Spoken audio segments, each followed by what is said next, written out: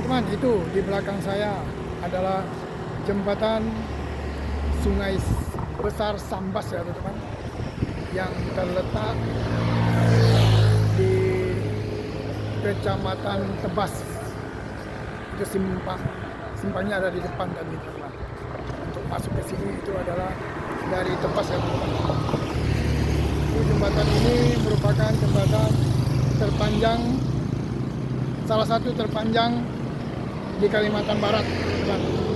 Setelah jembatan Sepuntai dan jembatan yang ada di Tayan, teman-teman. Nah, jembatan ini sepertinya lebih panjang dari Sepuntai ya, teman-teman. Itu ciri khasnya itu sama dengan jembatan yang ada di Tayan, teman-teman, yaitu warna merah putihnya.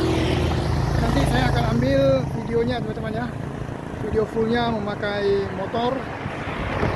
Jadi kita akan lewati jembatannya. Seberapa panjang jembatannya nanti akan saya buatkan videonya. Maka dari itu tetap di channel Indonesia Trip ya teman-teman, agar tidak ketinggalan berita-berita. Oke. Untuk video kali ini sampai di sini dulu teman-teman.